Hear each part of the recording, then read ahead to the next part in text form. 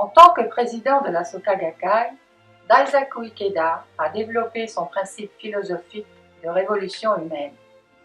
L'idée selon laquelle, plutôt qu'une simple réforme structurelle de la société, un changement personnel dans la vie de chaque individu constitue la clé d'une paix durable et du bonheur de l'humanité. Daisaku Ikeda. Le thème central de ma propre vie est que la révolution humaine d'une seule personne peut changer la destinée de toute une société, voire celle de l'humanité.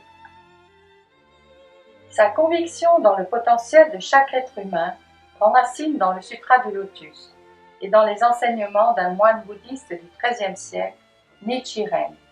Selon Nichiren, rien n'est plus digne de respect que la vie et le bonheur. Toutes les ressources humaines, de l'éducation aux sciences et à la culture, devraient être orientées dans ce but. Daisaku Ikeda. Les gens vraiment admirables ne sont pas les gens célèbres ou riches, mais plutôt la multitude des personnes ordinaires. Ce sont eux qui sont dignes du plus grand respect. Ils sont ce qu'il y a de plus précieux. Tel est l'esprit fondamental de la Soka Gakkai.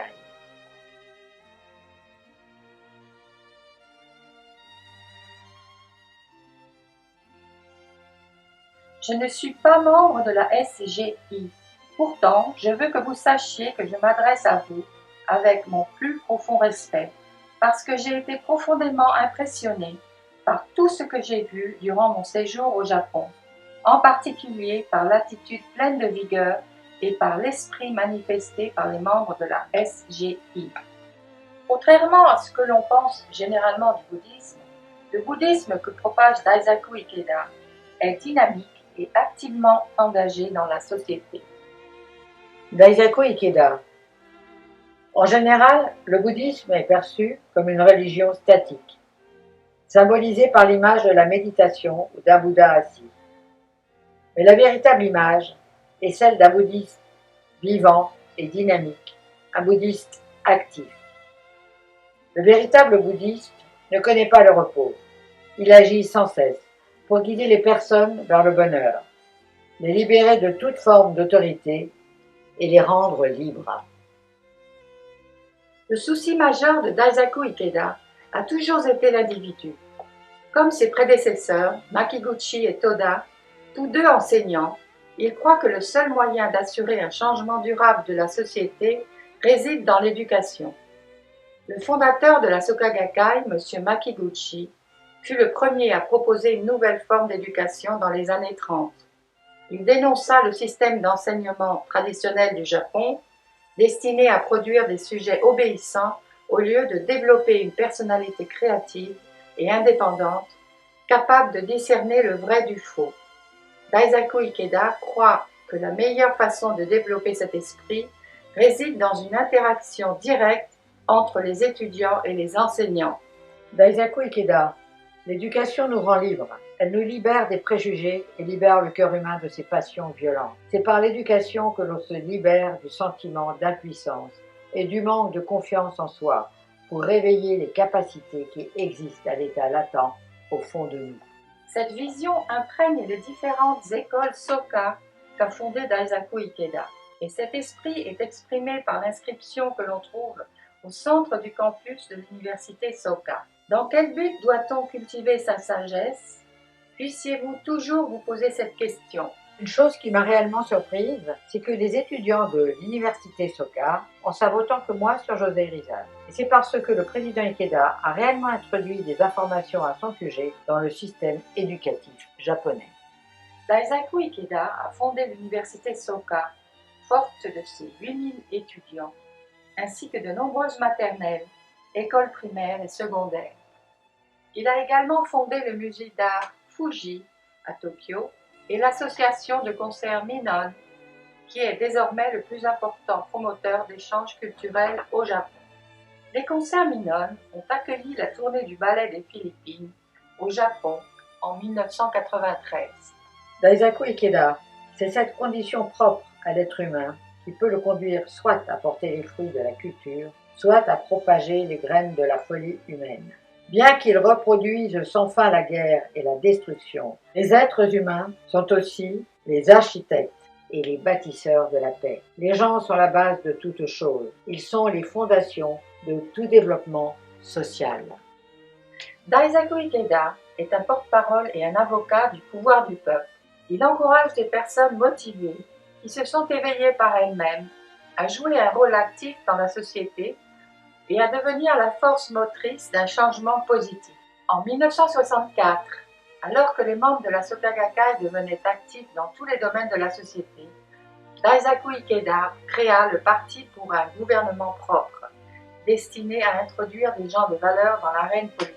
Le parti Komeito, la Soka Gakkai a encouragé les personnes ordinaires à s'investir activement dans le processus démocratique. L'organisation a démontré la capacité du peuple à apporter une contribution essentielle à la politique. Mais les politiciens souhaitent garder le contrôle du monde politique. Ils craignent d'être réduits au simple rôle de serviteurs publics. C'est pourquoi ils ont essayé de détruire la Soka Gakkai. Une des sources d'irritation d'un grand nombre de gens de pouvoir japonais est l'engagement actif de Daisaku Ikeda dans la diplomatie privée. Bien que simple citoyen, il a sillonné le globe, entreprenant des dialogues avec des personnalités du monde entier. Daisaku Ikeda, la Soka Gakkai internationale reste convaincue de l'importance du dialogue pour le développement de la paix, de l'éducation et de la culture. Pour ma part, je souhaite seulement poursuivre mes efforts pour dialoguer avec les gens dans le monde entier, afin de contribuer tant soit peu au plus grand bonheur de l'humanité.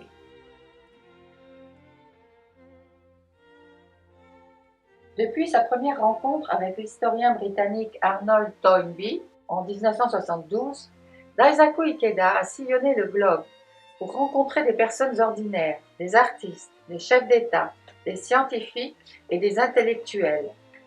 Fidèle à la promesse qu'il s'était faite après avoir entendu les récits de son frère au sujet des atrocités commises en Chine par les Japonais lors de la Deuxième Guerre mondiale, Daisaku Ikeda a travaillé d'arrache-pied pour établir les liens d'amitié entre les peuples japonais et chinois. Intervention de Daisaku Ikeda. Shanghai et l'ensemble de la Chine ont surmonté l'invasion japonaise et beaucoup de difficultés. Le premier ministre Zhou Enlai ne s'est jamais avoué vaincu face à l'oppression et continua à donner espoir et courage au peuple.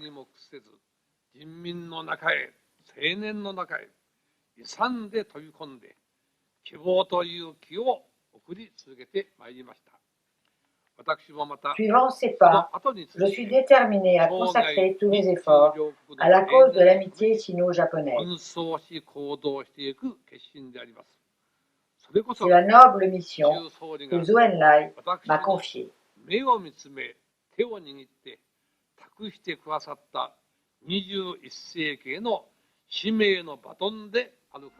On dit que Daisaku Ikeda a été l'instrument du rétablissement des relations diplomatiques entre les deux pays. La dernière remarque m'a la droite au cœur. Il m'a dit qu'il espérait signer le plus vite possible un traité de paix entre le Japon et la Chine. Ces mots avaient une signification très profonde. Il était très sérieux. J'ai répondu oui. Je vais absolument transmettre votre souhait aux parties concernées. Je le ferai absolument. Influencé par l'ambiance de guerre froide qui régnait à cette époque, un grand nombre de Japonais se sont interrogés sur les motifs de ces voyages en Chine et l'ont critiqué. Daisaku Ikeda a également joué un rôle important dans l'ombre pour apaiser les tensions entre la Chine et l'Union soviétique. À cette époque, il était la cible de nombreuses attaques de la part de groupes japonais d'extrême droite. Après sa première visite en Union soviétique en 1974, lorsqu'il rencontra Alexei Kosygin, on demanda à Daisaku Ikeda « Pourquoi le dirigeant d'un mouvement bouddhiste se rend-il dans un pays qui rejette toute forme de religion ?» Sa réponse était simple « Parce qu'il y a des êtres humains là-bas. » Beaucoup de ces dialogues ont été publiés. De nombreuses personnes voient en Daisaku Ikeda un visionnaire qui essaie de laisser à la postérité d'importants messages issus de personnalités de premier plan. J'ai découvert un livre de M. Ikeda il y a 2 ans à Los Angeles et cela m'a conduit à programmer ses essais dans mon émission à la radio. Je connaissais très peu la Soka Gakkai à cette époque. On trouve rarement un livre qui répond à ce dont les gens ont vraiment besoin pour leur vie, l'espoir et le courage. Les essais de M. Ikeda révèlent comment des personnalités de premier plan ont acquis espoir et courage dans leur propre vie. Daisaku Ikeda déclare que s'il n'était pas devenu président de la Soka Gakkai, il aurait probablement passé tout son temps à écrire. En 1998, Daisaku Ikeda a écrit plus de 150 ouvrages, traduits dans une vingtaine de langues, abordant les thèmes de la vie et de l'univers, la paix, la famille. Le message de Daisaku Ikeda est le suivant. Chaque personne est digne du plus grand respect.